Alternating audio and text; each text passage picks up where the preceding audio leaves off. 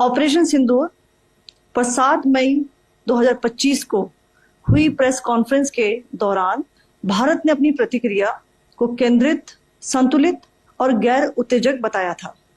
यह विशेष रूप से स्पष्ट किया गया था कि पाकिस्तानी सैन्य ठिकानों को निशाना नहीं बनाया गया।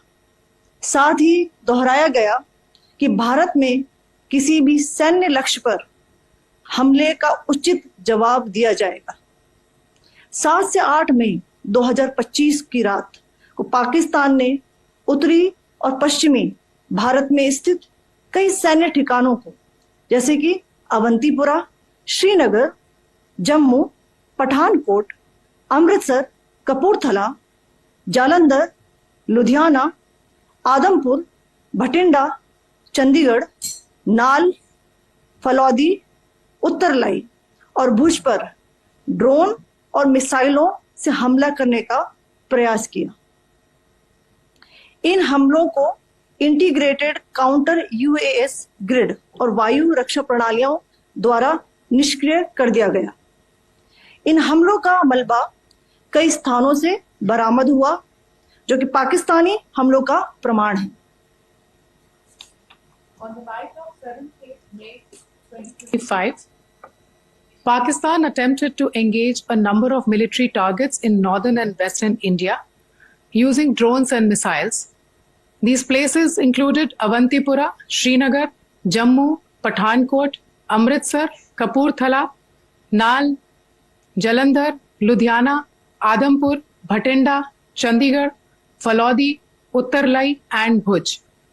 These were neutralized by the integrated counter unmanned aerial system and other air defense systems.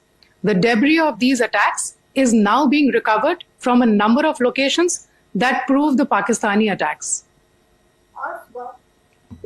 आज सुबह भारतीय सशस्त्र बलों ने पाकिस्तान के कई स्थानों पर वायु रक्षा रडार और प्रणालियों को निशाना बनाया। भारत की प्रतिक्रिया समान क्षेत्र में समान तीव्रता के साथ की गई। यह विश्वसनीय रूप से ज्ञात हुआ कि लाहौर में स्थित एक वायु रक्षा प्रणाली को निष्क्रिय कर दिया गया। Today morning, Indian Armed Forces targeted air defense radars and systems at a number of locations in Pakistan. Indian response has been in the same domain with the same intensity as Pakistan. It has been reliably learnt that an air defense system at Lahore has been neutralized. Pakistan ने नियंत्रण रेखा पर आकरण गोलीबारी की तीव्रता बढ़ा दी है, जिसमें कुपवाड़ा, बारामूला, उरी, पुंछ, मेंढर और राजौरी क्षेत्रों में मोर्टार और भारी तोपखाने का इस्तेमाल किया जा रहा है।